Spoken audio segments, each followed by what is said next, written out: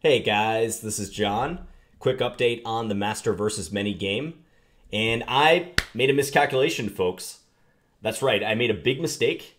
It could have cost me the game. I'm in fact very lucky that it didn't. I was able to find a way to minimize the damage and stop the bleeding.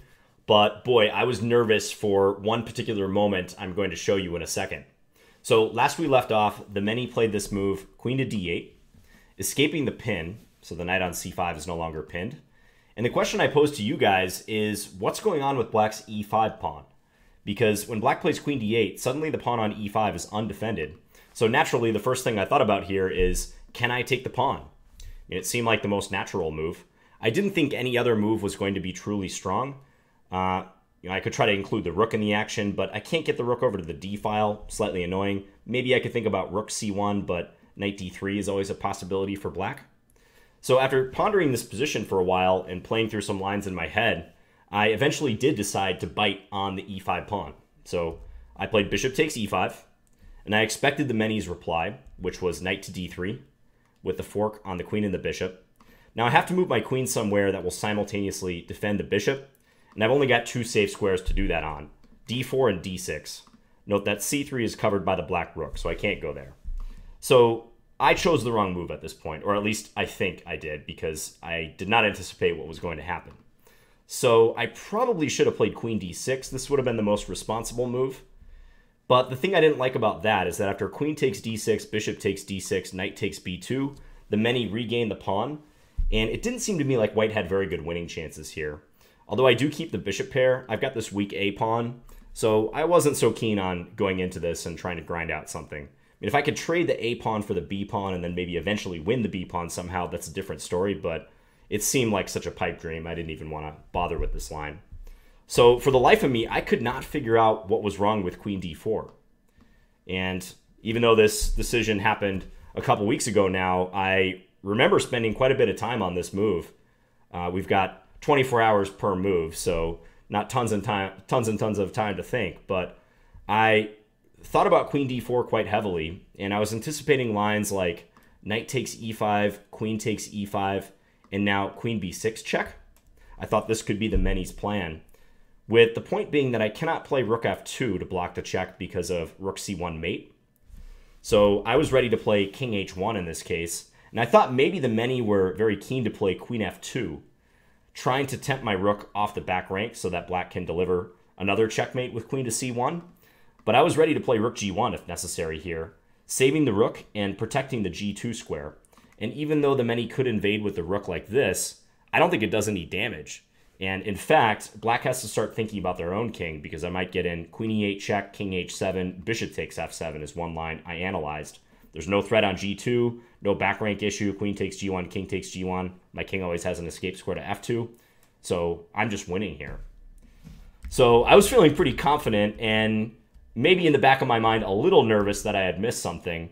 I thought maybe there was like a 5% chance I missed something here, and it turned out that was the case. Maybe I shouldn't doubt the wisdom of the Many. However, after queen d4, they did not play knight takes e5 as I thought they might do.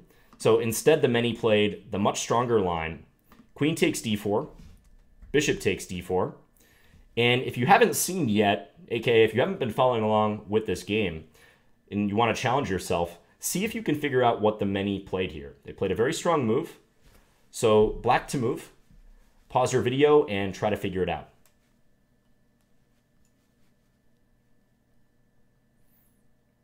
Okay, so the Many hit me with this difficult to find move, knight to c1. Beautiful. Completely unexpected for me. Maybe it's the fact that a knight coming to the back rank is a pattern you don't see very often. It's an unusual motif. But yeah, I just completely blanked on this. The idea is that this is a double attack. So the knight is supported by the rook, and black is threatening two things. Knight takes a2, picking up the undefended bishop, and knight e2 check, forking the king and the other bishop. And I thought, oh god, I've got this Medusa knight to deal with now on c1. What am I gonna do? Fortunately, after kind of coming to my senses, I was able to find a way out of this. So if you want to push yourself even further, pause your video again and try to find the only defense for white, or what I think is the only defense. And you can do that now.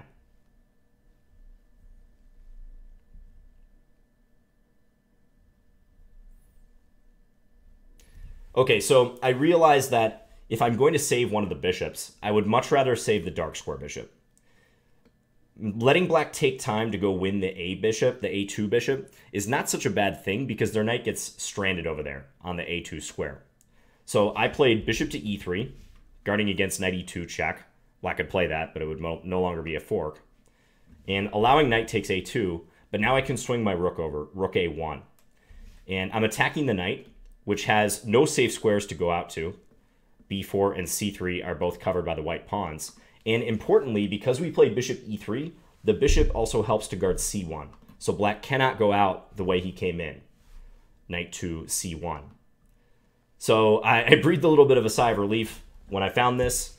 And the many continued with knight to C3. They decided to get the knight out and at least get a pawn for it. B takes C3, rook takes C3. And this is where I will leave off for this video. I think that was already kind of eventful. That was the major development, the fact that I blundered and then was able to recover slightly. So now we are in an opposite color bishop endgame with 5 pawns each.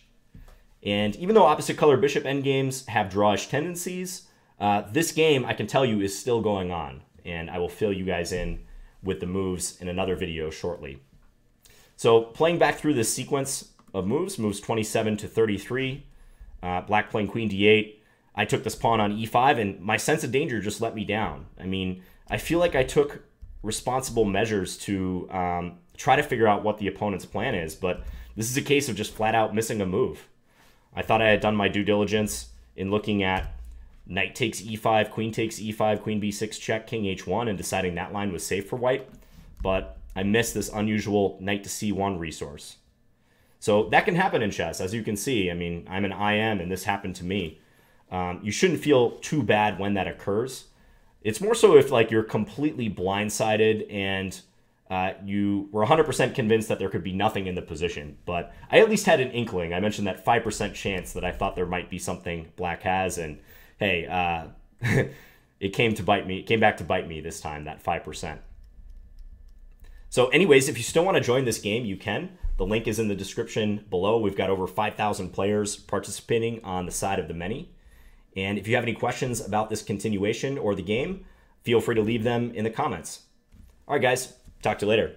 Bye.